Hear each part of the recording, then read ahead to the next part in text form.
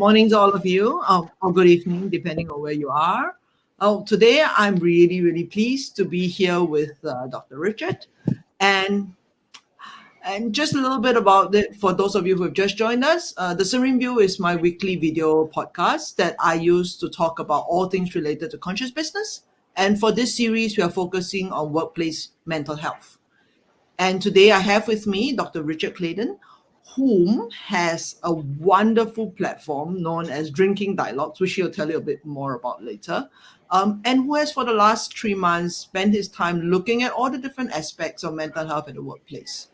Now, Dr. Richard is the co-founder of EQ Labs, which is this platform I'm talking about, and he's also a consultant, he's also a keynote speaker, and he is the instructor for Macquarie's Business School.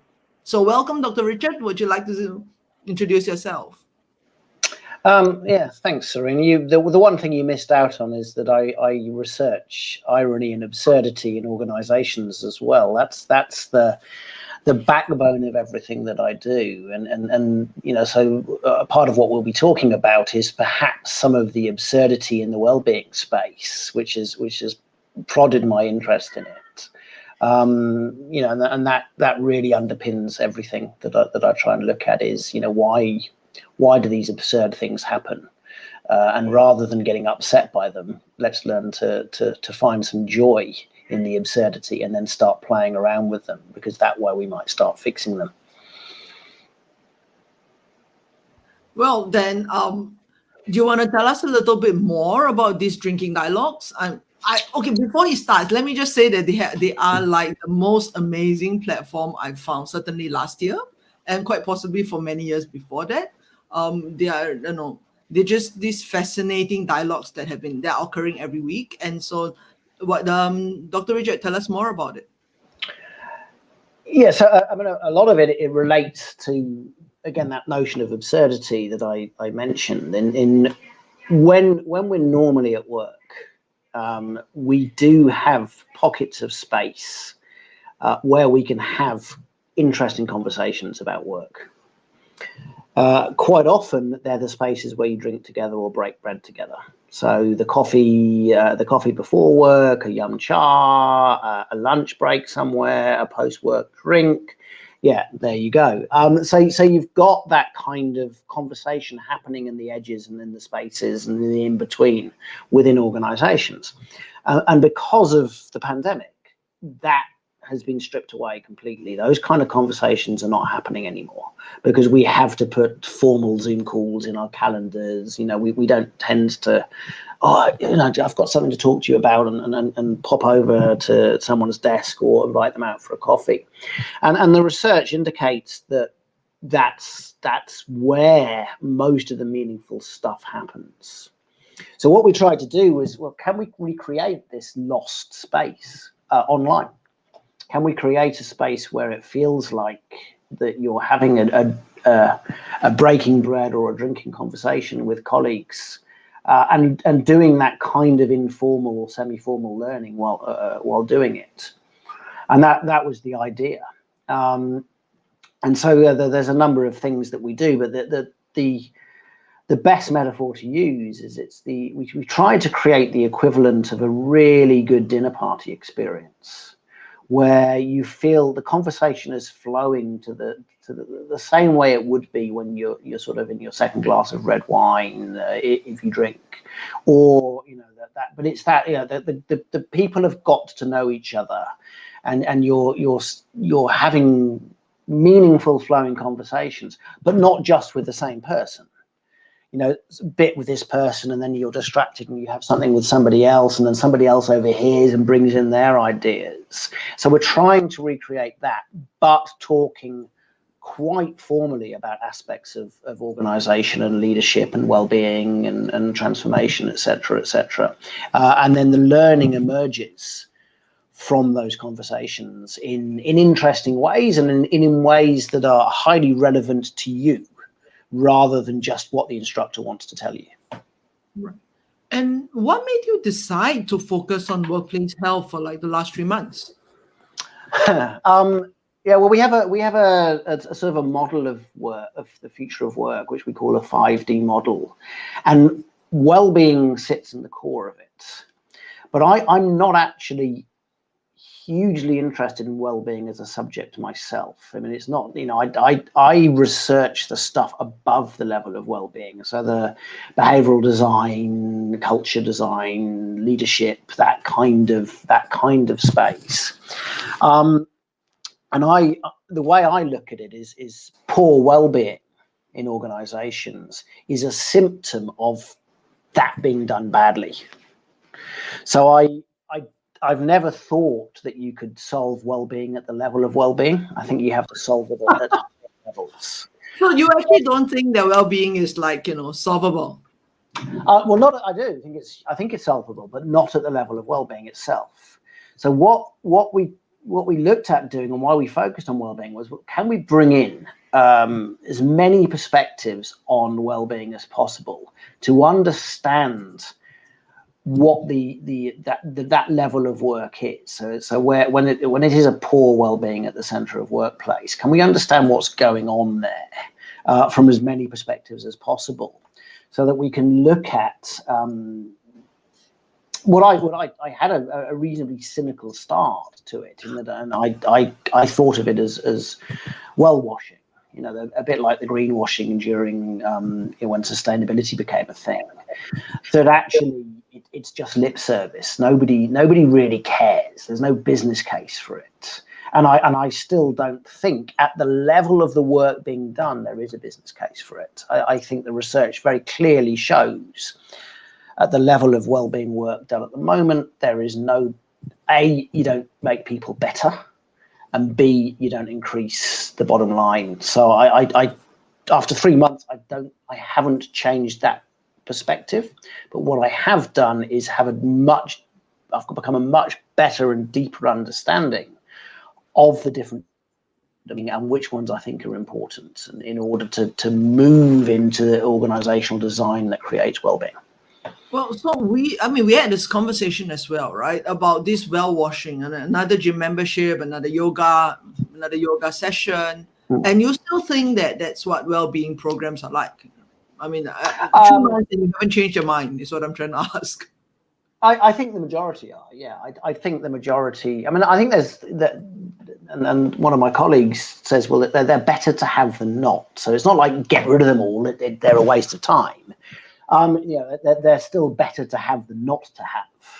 So they do help those who are already interested in this kind of lifestyle. So, if you're already thinking about better nutrition and, better physical health and better mental health and all of this kind of stuff, they're very useful to have. But what the research seems to indicate is that's a minority of an organizational population, somewhere between 5 to 25% who are already thinking like that and taking advantage of it. So it's like helping the strong to get stronger, right? Then the people who need the help, like too bad, right? If you're already working on it, then yes, we'll help you more. Is that how it works? Absolutely. So you're sort of emphasizing what they're already doing and giving them more access to what they're already doing, and so, which is great. This is fine, and I don't think they should be taken away, but I don't think that they actually create value for most people, the organization, or help the majority of people in the organization become well. But have you found anything more useful in 3 months? 3 months and nothing is more helpful than the. Well, I think there are a number of frameworks that I found very useful. So the first one that we looked at, and I'm not going to use the language that she used, but she's one of your previous interviewees. So Rose, who talks about these sort of these different. She goes from sort of green to red in terms of well-being. So the way I look at it is you experience you're well, then you go into a fade out. Then you go into burnout, and then you become a fragmented self. So you can see sort of a four-way process where you go from being really quite psychologically and physiologically well to not just not feeling yourself, but genuinely not being yourself. Not recognizing yourself, not having control of the self that you want to be in the workplace. So that was really interesting, that kind of work. And then how would you Rose is very, very strong at how do you contextually solve this? So there's no one best way where the same solutions would work for all workers. She looked at it from an IT perspective, where she had a lot of her team working in, by themselves as the only IT person within a wider organisation or within a department. And how do you help them when they don't necessarily have that social contact? So that was a really interesting way, and I'm still using that as this sort of pathway into poor well-being through various different stages. So Rose talked about it from one perspective, and we had Nidhi, who was a psychiatrist, who's talked about fade out to burnout, which I find a little bit more useful as the language. So the mental health continuum model that you've put up. So I'm, I that was really interesting. In terms of structural understandings, and this is where I found it really useful. We talked about two different ways of perceiving the organization, salutogenic and pathogenic. So a salutogenic organization is an organization that makes people better at work, both better, i.e. you can do the job better, but better as in work makes you better. It makes you physically better. It makes you psychologically better. It makes you physically and psychologically better. Like, let me interrupt you here. How many of us actually feel that way? Isn't work like one of the biggest sources of stress in the world right now? Well, that would be sort of more the pathogenic kind of perspective. So the salutogenic perspective says, can we design work to help you be better, both at work and as a self? So conditions that help you to flourish. Interrupt you and ask you, does it actually have real cases where this has happened? Like that where companies where work has been shown to make you feel and do better? Historically, there are certainly workplaces that where being part of it energizes you. And I've been involved in projects where I felt hugely energized by the projects and really enjoyed it. And quite often there'd be a lot of cognitive work and there'd be physical work, and you'd be moving around. You wouldn't be sitting on a computer. You'd be doing hugely energized by it. And even part of when my research gets into interesting spaces, I can lose myself in the research for days on end and really feel good about myself as I'm going forward. So I think it's possible.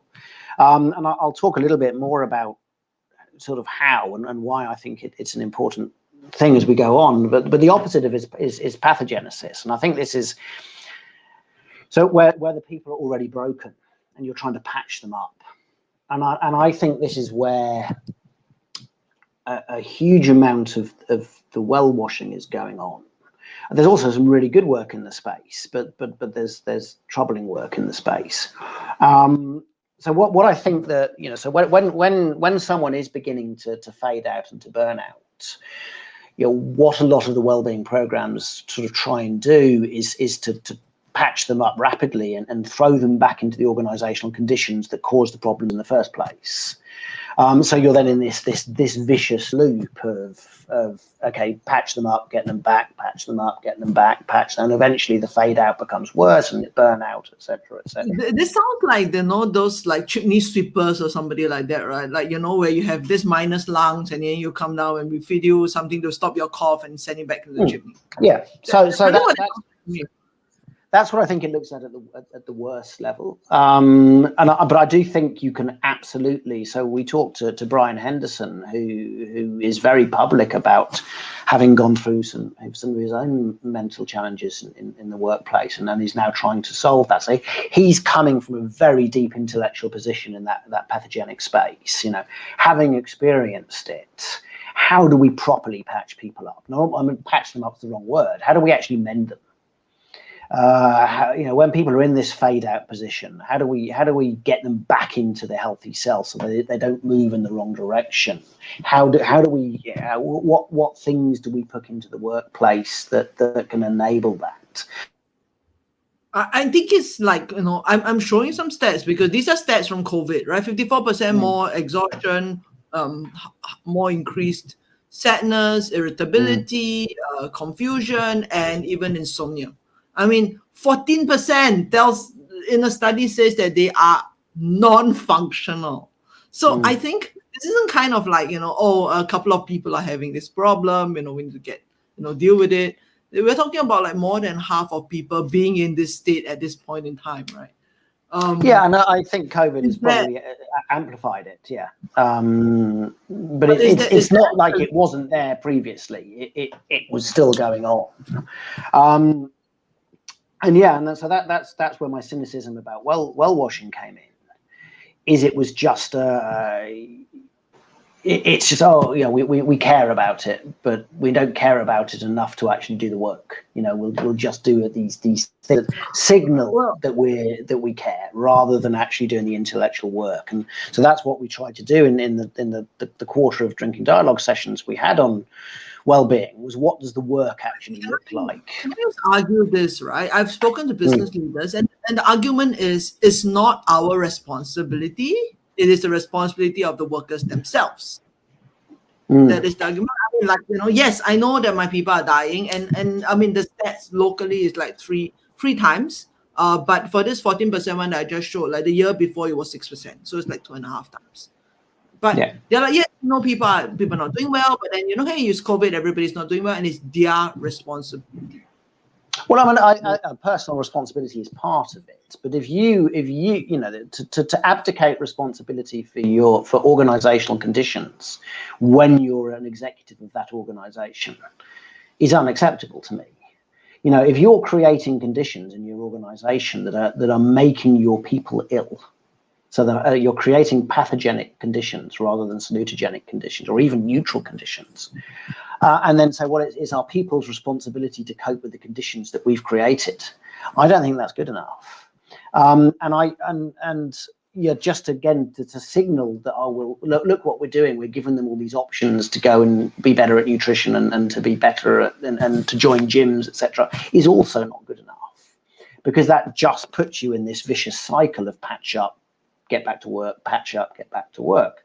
So there was some brilliant stuff in the pathogenic discussions that we had. So beyond Brian's, we looked at breathing, and we looked at chakra, and we looked at compassion, and all kinds of things within that space. Was how do I begin to the personal responsibility? What techniques can I use at a personal level to help me cope with this stress? But there's more than that. That only helps a certain number of people get so far. If you're constantly being pushed back into conditions that cause this, then it's the people who are causing those conditions that need to take personal responsibility, rather than just go, oh, it's your responsibility, to the people experiencing it. If I say that they can walk, right? I mean, they have their own feet. If they don't like working in my organization, they can go somewhere else.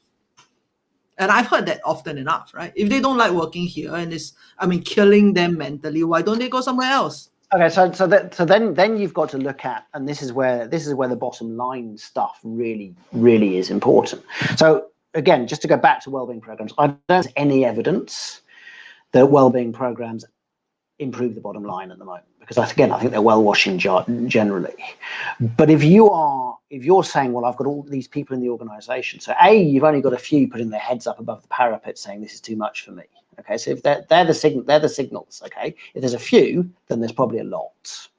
So if you're in an organization where people are not feeling well, and this is physiological or psychologically well, they're really struggling with how to think and how to feel and how to move, and you're doing any kind of work, but specifically cognitively complex knowledge work, which is what I'm most interested in, why on earth do you think that they can add value to your organization? Why do you think they can create value? So just to say, oh, if they don't like it, they can go somewhere else, is basically saying I have no interest in the deeper aspects of value creation in my organization, because I'm quite happy that the conditions that we have and the work that we do are making people or turning people into states that can't do the work.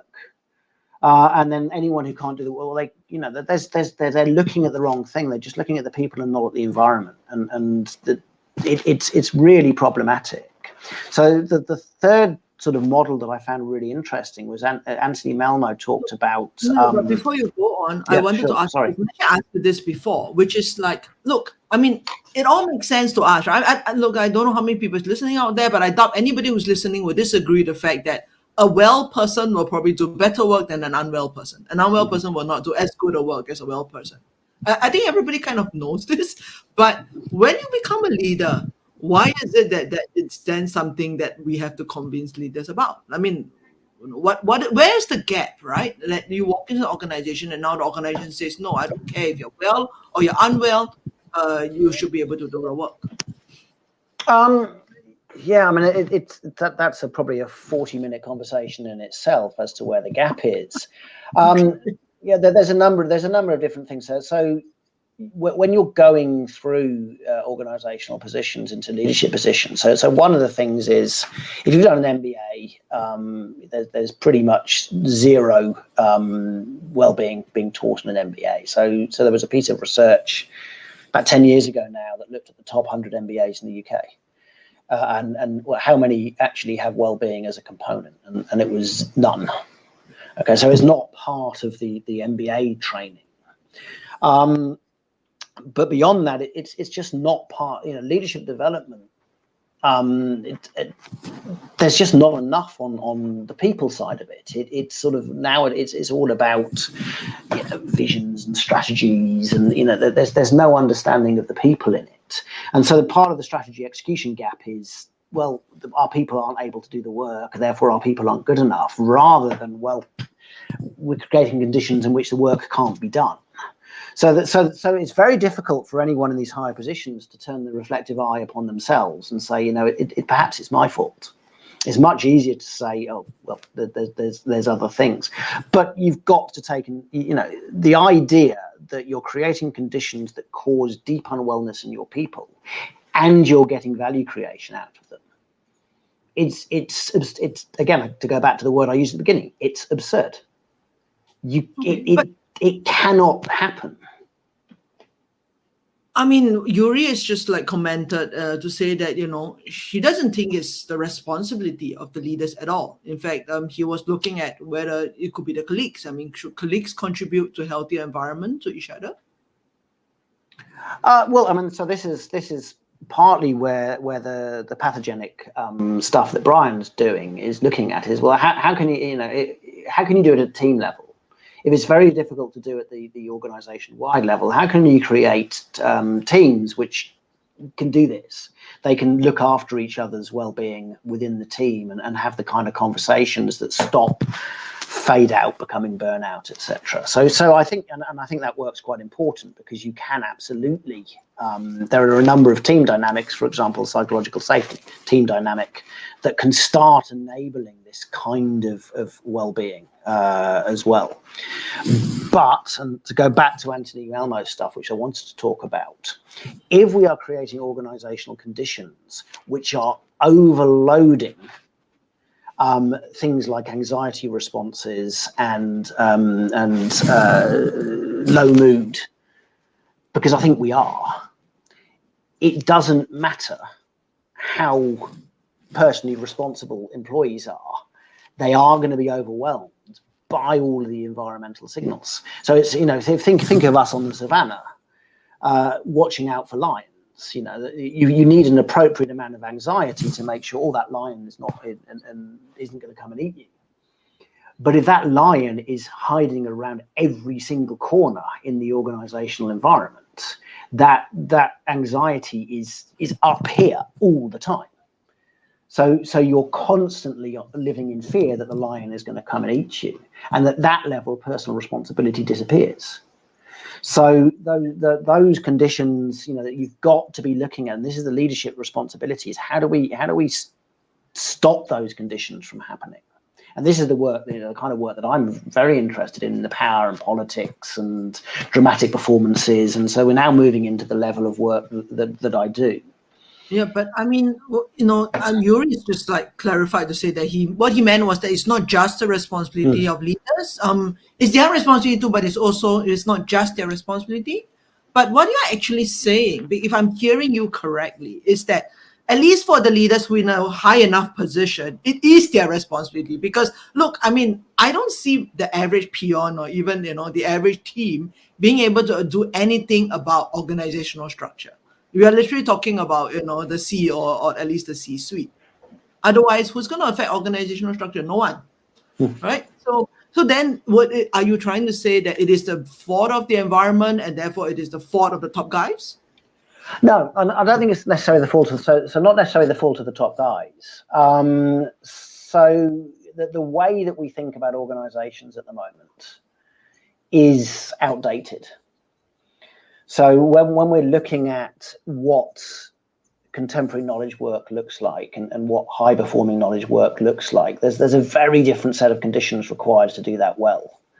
But most of the training for most of the people in the top level and most of the experience isn't located in those conditions. It's located in previous conditions, which were a lot more linear and a lot less non-linear. And then you can just do these straight lines of productivity rather than these deep explorations of how we might do this and et cetera, et cetera. So there's a gap between how work used to be done and how work needs to be done, and a lack of appetite to close that gap at the moment. There needs some more radical imagination. I hate to say this, but actually Arman brought up the same thing, right? Which is that well-being has not been taught in the top 100 MBAs. Fair enough, but most of these top people aren't even like in the current 100 MBAs. They've been taught what, 20 years, 30 years ago. And so if they were never taught, and you're telling me that, okay, the world that they came to age in, spend their 20s and 30s working for, is a totally different world, much more linear. And now they are the top guy up there, and it's a completely different world. And so, they are not closing the gap. But my question is, do they even know how to do this? Like, they have had no experience doing this. They were never taught MBAs. I mean, is it fair?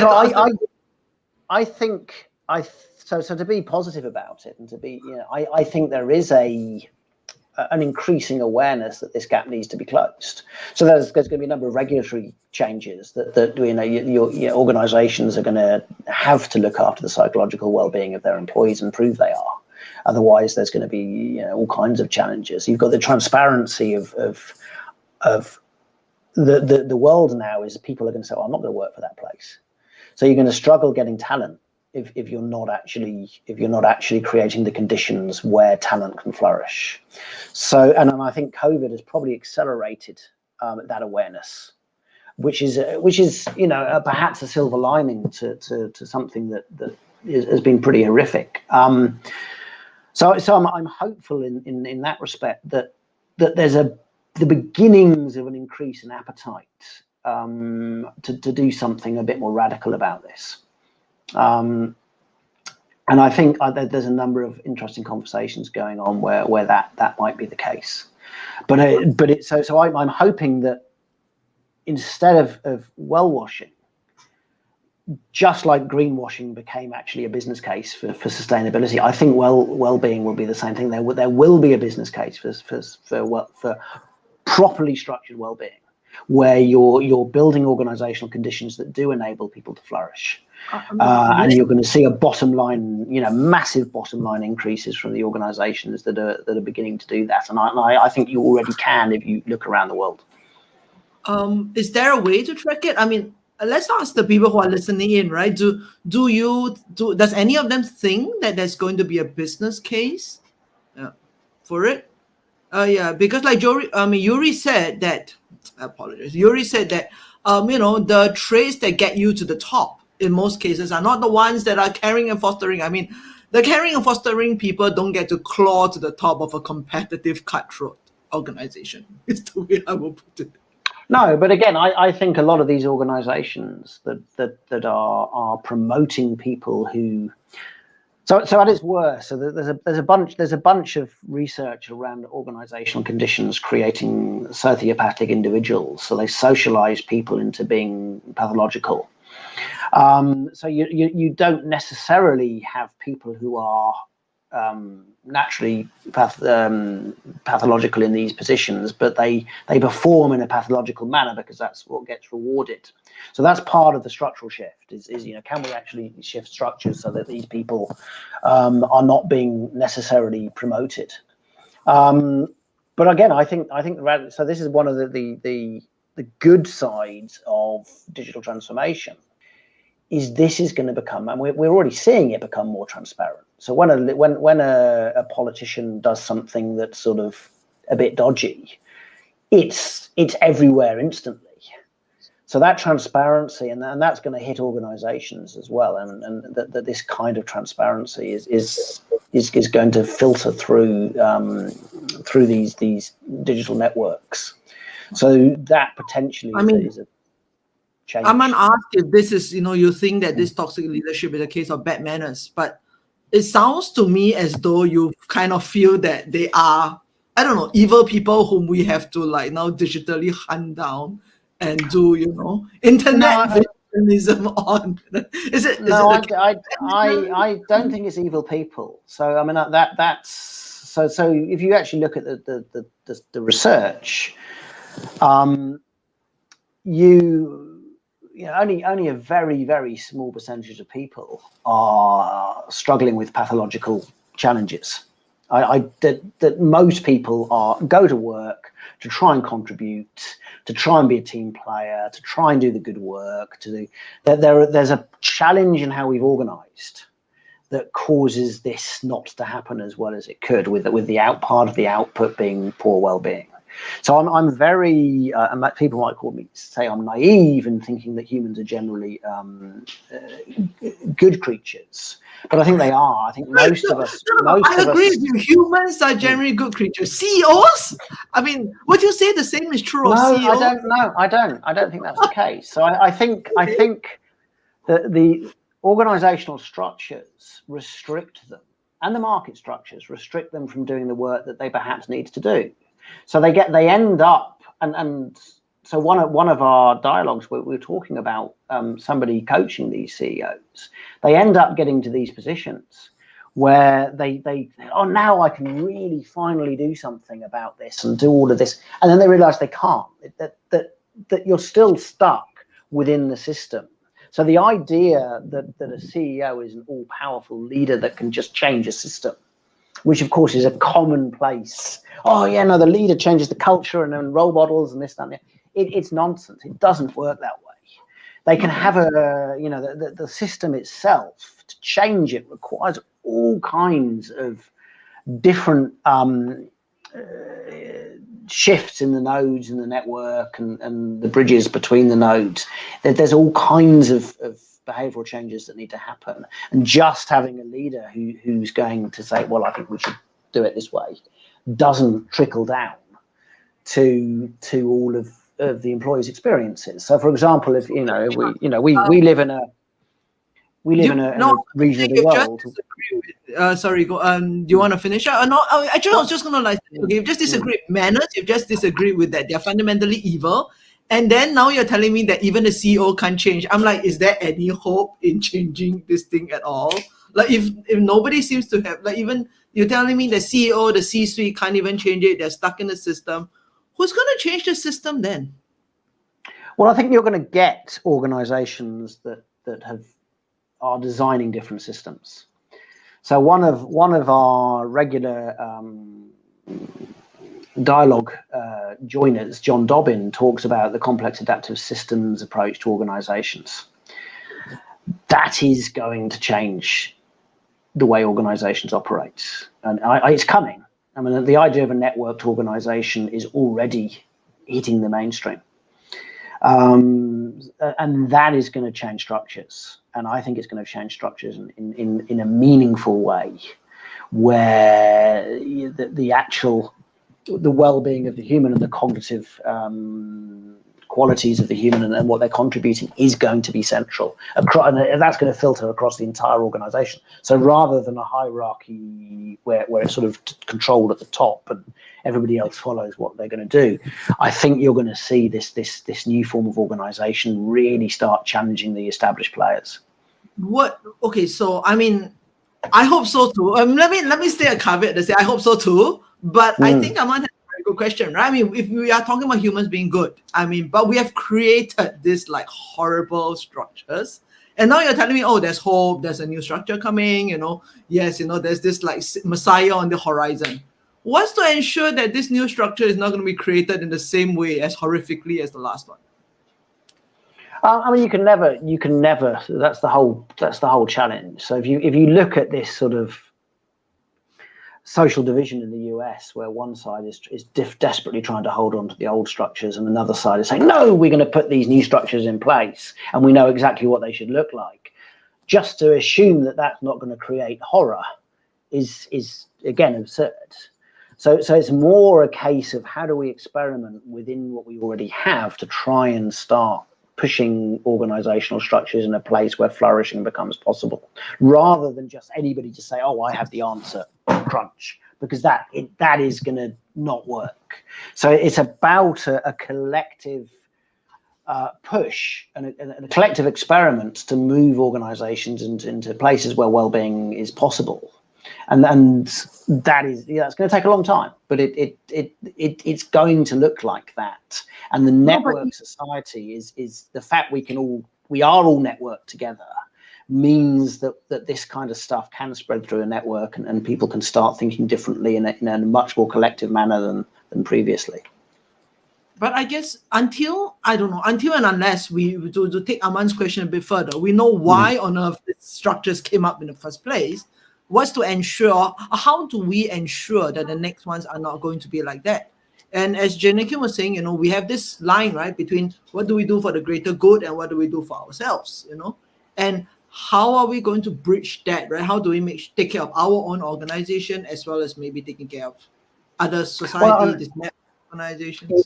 You can't ensure anything, Serene. You can't just go, oh, this is the answer. What you can do, and again, the sort of the work that I do is you start seeing absurd bits. So for me, the one of the absurdities is it's purely people's personal responsibility. They can get out of the organization and work somewhere else if they feel like this. That's absurd because it's a signal that something is wrong. So, what you're trying to do then is, rather than just go, oh, it's linear and this is the way the world is and these people are, well, how do we explore that? What do we do with that signal?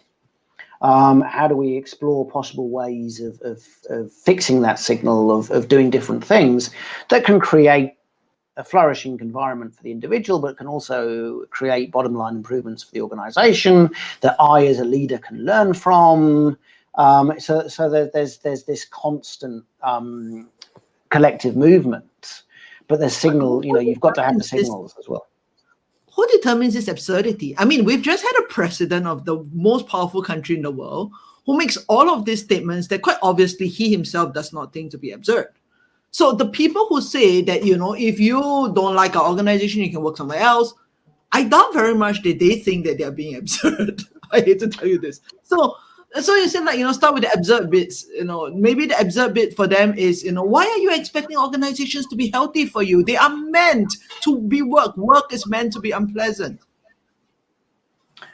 Yeah, that would, yes, at some levels work is unpleasant, but at other levels, most, especially within knowledge work, you've got a whole bunch of people who are experienced and educated and have spent an awful lot of their lives trying to become good at something.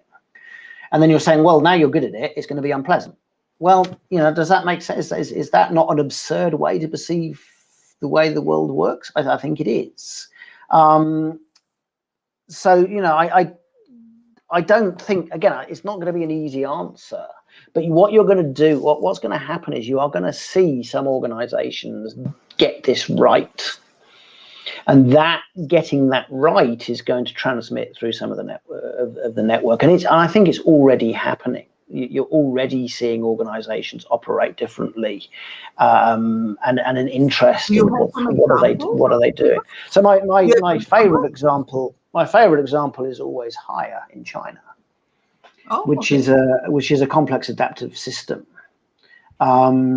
where you're working in small teams. So to sort of Jerry's point before, you're working in small teams where you're trying to create value in small teams, and you're bubbling up ideas, you're trying to find markets, you're trying to find customers, and the organization is supporting these clusters of activity where all the team, and that is energizing to people. Now, you might fail, you might not find a market, and then they give you an opportunity to go and find another team where you can join in. But they're trying to do this work. So again, if we go back to the question you asked me, is can work help you flourish and energize you? And my experience is yes, at certain points in the research I've done and the consulting I've done, yes, absolutely, it energizes me. So they're trying to create teams in which that energy is consistent and present all the time, in order to create value for the organization. And I think that's going to start creating an organization in which well-being is at the core.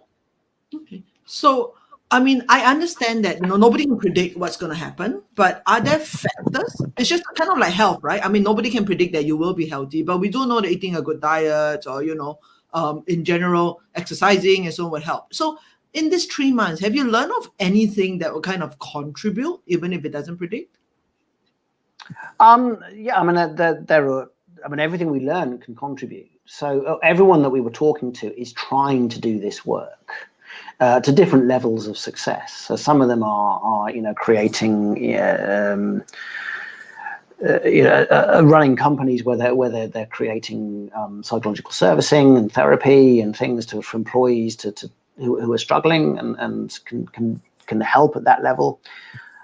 Some are looking at how do you create team-based structures and team-based behaviors that can prevent this from happening at a team level.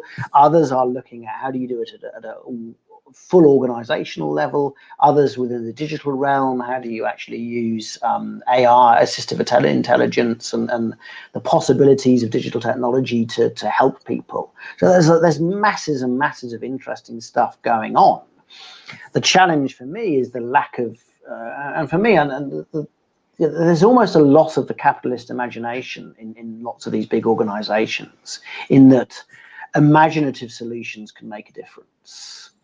That there's sort of a fear factor that trickles through the organization, and this is not best practice being done. I don't want to take a risk on it, but it's all out there.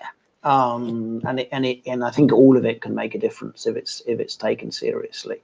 And then, of course, I think the kind of work that I do and others around are how do you redesign organizations? How do you understand power and politics and behaviors and culture and leadership and high performance, etc., from different lenses? And how can you advise and create this in organizational structures?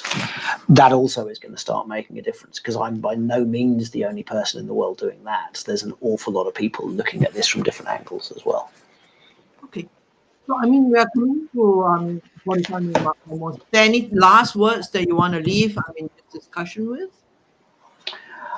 Just that I think perhaps we're at an inflection point. I think COVID, and again, this is just stuff through my network, but there's enough murmurings through my network that this moment has got people thinking differently about how well employees will contribute to the future of the workplace, and how much unwell employees are going to freeze organizations in place. So there's some kind of hopeful discourse coming out of that. I think that there's a desire to pull some behavioral levers that will move things in the right direction that wouldn't have been there 4 or 5 years ago. So I think that there's a little bit of a space where people trying to do this kind of deeper work on well-being and organizational design and the future of work, and I mean the future of work in how do you redesign jobs, are going to have some space to actually make a difference. Now, we're possibly still a year or two away from those kind of experiments beginning to bubble up into something meaningful, but I do think that there's an opportunity to do it. Okay, so I mean, I think that's a note of hope for all of this discussion, that we are at a point, and for those of you who are listening to this, if in some way you can push it forward, by even like demanding a better workplace at your workplace, and I think really feel that's something that we can all do collectively. So, I mean, Yuri is recommending humankind. So maybe that's something we can read about, talking about how humanity is essentially good. And those of you who want to connect with Dr. Richard, this is his LinkedIn. And those of you who are interested in the drinking dialogues, this is where you can go to sign up for it. I think this week's is on organizational drag. And I'm like really interested to find out because, the amount of sort of inefficiencies built into an organization, yeah, is one of my persistent annoyance about organization. And this is the course that Dr. Richard teaches. So thank you very much. Thank you very much, Dr. Richard, for coming by today. I mean, I really appreciate this conversation. And I think on the one hand, yes, we are, I am as aggravated as you by all the well washing, but I think it's, very inspirational to hear the work that is being done that truly will move this space into somewhere else. For those of you who like to join me next week, I'm speaking to one of the senior psychiatrists here in the Institute of Mental Health in Singapore, who is looking at the whole aspect of mental health here in Singapore, what has been done, what has not been done, and what has worked over the last year. Okay, so for those of you who like to join me, that will be next week on the 13th of April. What am I talking about? 20. Oh, okay, never mind. Next week. I need to go and check the dates. I apologize. Yes, but you'll be on next week. I'll post it out. Yes. So thank you so much, Richard, for coming by. Thank you. Thank you for your time. Pleasure. Yes, thank you. Oh, they are following you already.